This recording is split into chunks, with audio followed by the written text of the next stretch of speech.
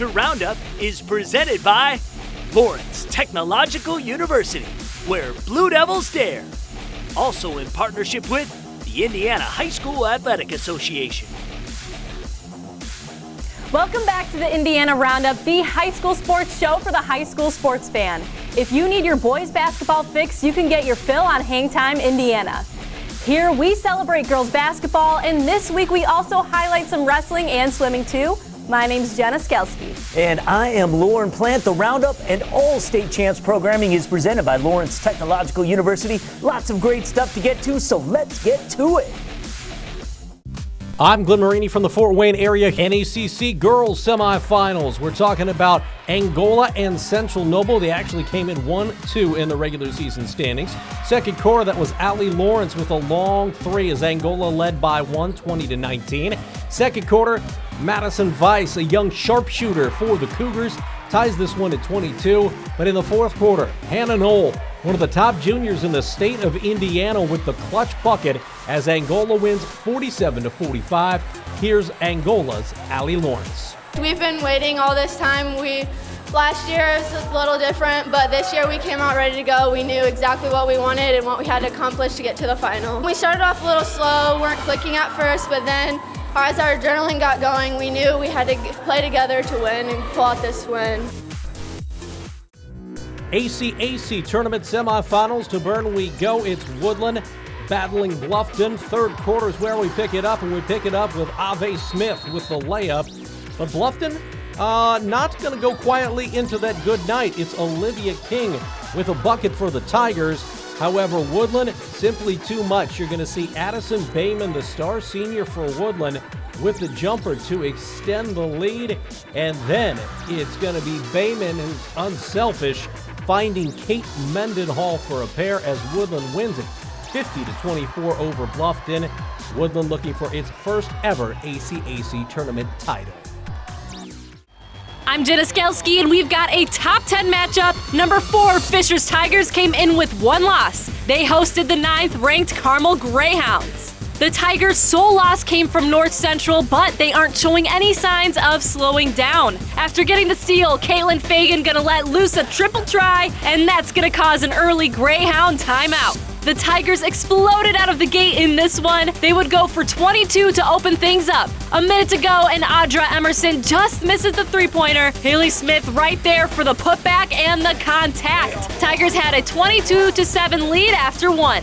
Carmel got things rolling in the second, though. Off the inbound, Kiera Gill gonna find Hannah Locke in the corner, wide open for a three, and off a 17-point second, the Greyhounds went into the half trailing 24-33. Carmel trying to keep things close out the break, and they will. Locke gets bottled up, but she'll find a Bridget Dunn left alone from the top of the keys, and she'll find the bottom of the basket and kept it a 9-point game. But the Tigers would pull away in the fourth. Off the turnover by Olivia Smith, she'll beat everybody down court and force a Greyhound timeout. Fishers would go on to score 21 in the quarter, including this offensive board and putback from Katie Burton. As the Tigers go on to beat the Carmel Greyhounds 65-44, the final score. It's time now to take an inside look at Lawrence Technological University. This week was Rush Week at LTU as students start to get reacclimated around campus. Greek life at Lawrence Tech has a rich tradition of fostering student involvement and development. Rushing at LTU helps many students find their home. Students choose to become members of fraternities and sororities because of their life-changing opportunities and experiences these organizations provide. Greek-led organizations were founded on the ideal of scholarship, community service, leadership, and lifelong friendship. Lawrence Tech's fraternities and sororities continue not only to uphold these ideals, but strive to reach excellence within each of them. If you are interested in rushing in a fraternity or a sorority at LTU, head over to the website at ltu.edu to find out more.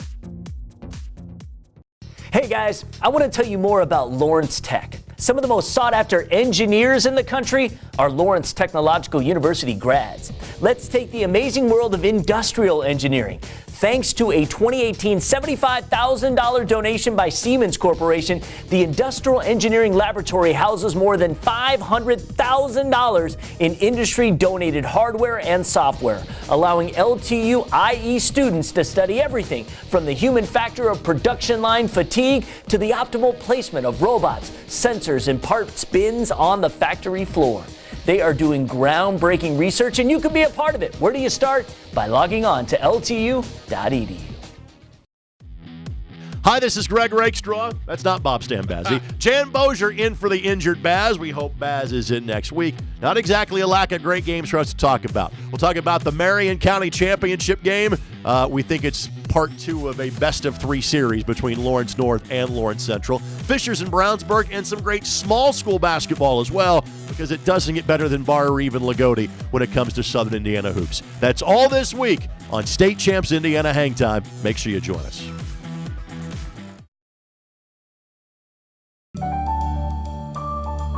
I admit it, I love working with money, negotiating, and making big decisions. That's why I'm majoring in finance and economics at Lawrence Tech. What's truly amazing about the education here is the small class sizes that give me easy access to my professors who truly care about my future. They even helped me get a great internship. And I was able to fulfill my lifelong dream of playing college golf. Lawrence Tech, where Blue Devils dare. We have got another block of highlights here on the Roundup. More girls hoops gets us started. Let's head to Evansville. I'm John Rawlings from the Evansville area. We have a rematch from earlier this season as Castle takes on Memorial in the SIAC Tournament Final. Picking things up in the third quarter, Megan Caton splits the defense and finishes. Castle up 33-24. Memorial cleaning up on the glass though. Hopelinson gets the board and the bucket. Tigers down just 5. Castle refuses to crack. Carly Harpnell pulls up for the jumper. She goes for 13, and Castle is in the driver's seat. But the Tigers won't quit. Peyton Murphy to Kennedy Stratman for the basket. Tigers still playing catch-up.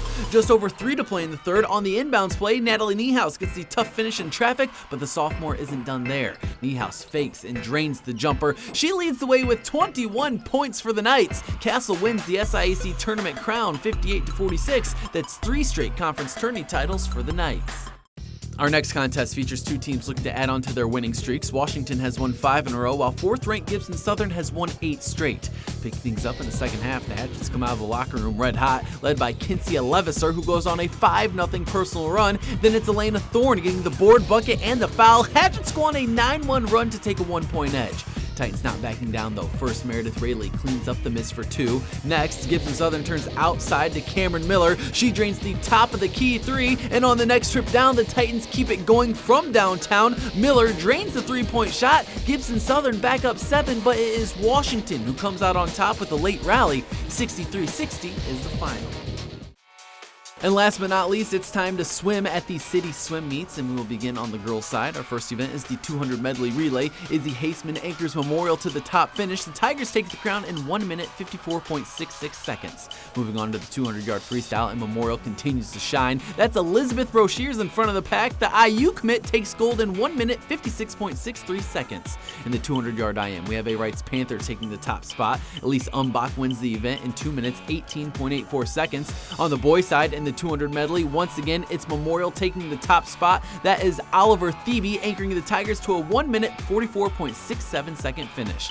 In the 200 freestyle, Adam Barnes claims victory. The Mater Dei Wildcat takes it in 1 minute 52.16 seconds. And our final event is the boys 200 IM. That is Jackson Tucker of Memorial finishing first in 2 minutes 10.05 seconds. The Tigers take the top team spots on both the boys and girls sides.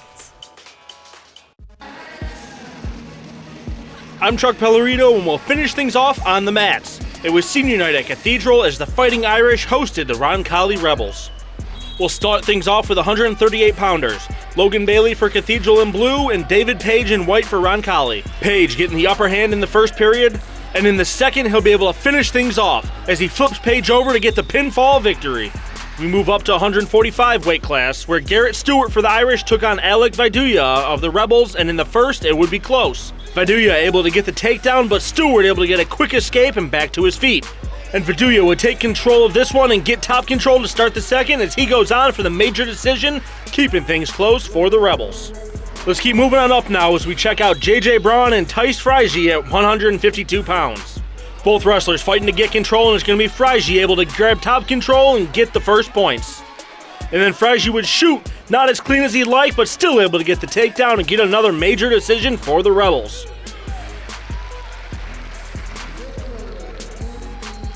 On to the 160-pound class. Elliot Rogers for Cathedral took on Andrew Stuck of Roncalli.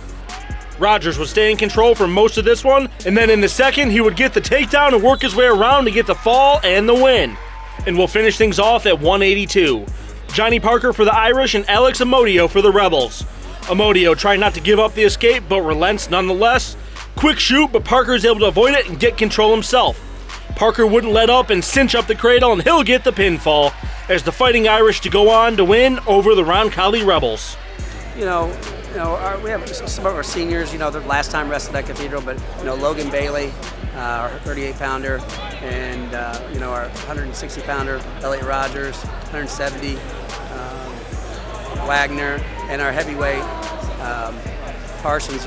Those guys perform well tonight, and they're going to have to perform well in the tournament time. It's a big thing that we got. Hopefully we stay healthy for those last 5 weeks, and we're picking at the right time. We've done it in the past, and we hopefully will do it again. That's it for this week. We'd love to hear from you about some big girls basketball matchups, or swim, or wrestling, or maybe a big gymnastics meet is coming up. We want to be there. Send us an invite on social media. Just hit up State Champs Indiana on Instagram, Twitter, Facebook, or YouTube. And be sure to download the brand new free State Champs app on Apple or Android. Thanks for joining us. We'll see you next time on the Roundup. State Champs Winter Roundup is presented by Lawrence Technological University, where Blue Devils dare. Also in partnership with the Indiana High School Athletic Association.